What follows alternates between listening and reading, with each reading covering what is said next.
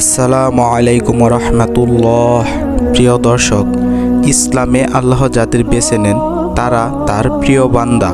তাদের চরিত্র এতটাই ন্যায়নিষ্ঠ সত্যনিষ্ঠ হয় যে অন্যায়কারীরা তাদের দেখে ভয় পায়।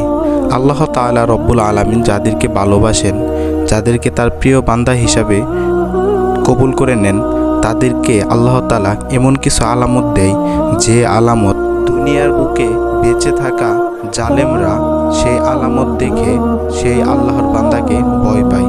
প্রিয় দর্শক, আজকে আপনাদের সাথে এমন বিষয় নিয়ে আলোচনা করব যেটা দেখে আপনি বুঝতে পারবেন আপনি আল্লাহর প্রিয় বান্দা এবং আল্লাহ আপনাকে তার প্রিয় বান্দা হিসেবে কবুল করে নিয়েছেন এবং আল্লাহ তাআলা আপনার চরিত্রে এমন কিছু গুণ দিয়েছেন যে এই গুণগুলো দেখে এই দুনিয়ার বুকে বেঁচে থাকা জালেম শয়তান আপনাকে দেখে ভয় পায়।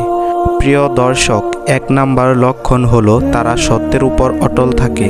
তারা মিথ্যা, প্রতারণা ও অন্যায়ের বিরুদ্ধে অবস্থান নেয়। প্রিয় দর্শক, 2 নাম্বার লক্ষণ হলো তাদের তাকওয়া, ধর্মভীরুতা আছে। তারা সবসময় আল্লাহকে ভয় করে এবং তার বিধান অনুযায়ী জীবনযাপন করে।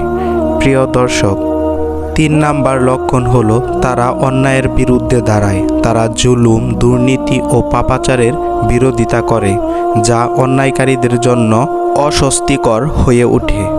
প্রিয় দর্শক, হযরত উমর রাদিয়াল্লাহু তাআলা আনহু ছিলেন ইসলামের একজন গুরুতর শত্রু, কিন্তু আল্লাহ তাআলা রব্বুল আলামিন তাকে এমন মর্যাদা দিয়েছিলেন। প্রিয় দর্শক, আল্লাহ তাআলা রব্বুল আলামিন তার প্রিয় বান্দা হিসাবে হযরত উমর রাদিয়াল্লাহু তাআলা আনহুকে কবুল করে নিয়েছেন কারণেই তাকে দেখে শয়তানেও ভয় পেত। প্রিয় দর্শক, এটা সত্যি। হযরত মুহাম্মদ সাল্লাল্লাহু আলাইহি সাল্লাম একবার বলেন, হে উমর, তুমি যখন কোনো রাস্তা দিয়ে যাও তখন শয়তান অন্য রাস্তা ধরে চলে যায়। হযরত উমর রাদিয়াল্লাহু তাআলা আনহু এর ক্ষুধাভীরুতা ও কঠোর ন্যায়পরায়ণতা এগুলোই আমাদেরকে শিক্ষা দেয় যে আল্লাহ তাআলা তার প্রিয় বান্দাদেরকে আসলেও এমন কিছু গুণ দান করেন যা দেখে এরকম শয়তানও ভয় পায়। প্রিয় দর্শক, সর্বশেষ 4 নম্বর লক্ষণ হলো তাদের চরিত্র পবিত্র ও মহৎ। তারা বিনয়ী, উদার ও ন্যায়পরায়ণ, যা দেখে এই দুনিয়ার জালেমরা এই ঈমানদারদের দেখে ভয় পায়। কুরআনে আল্লাহ তাআলা বলেন, নিশ্চয় আল্লাহ তাআলা রব্বুল আলামিন মুত্তাকিনদের সঙ্গে আছেন।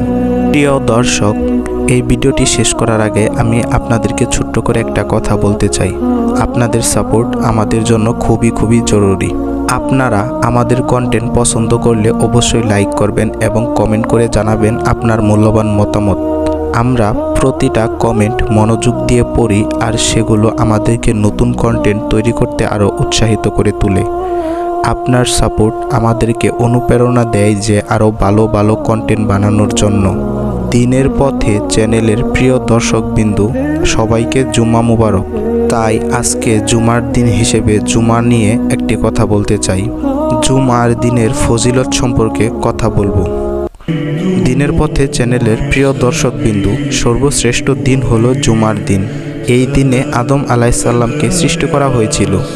এই দিনেই তাকে জান্নাতে প্রবেশ করানো হয়েছিল এবং এই দিনেই তাকে জান্নাত থেকে বের করা হয়েছিল। কিয়ামত সংগঠিত হবে জুমার দিনে। রাসূল সাল্লাল্লাহু আলাইহি সাল্লাম বলেছেন, কিয়ামত সংগঠিত হবে জুমার দিন। জুমার দিনে অনেক গুরুত্বপূর্ণ ঘটনা আছে ইসলামে। তবে আজকে আর এই বিষয় নিয়ে কথা বলবো না, এই বলে শেষ করতেছি। আসসালামু আলাইকুম রহমতুল্লাহ।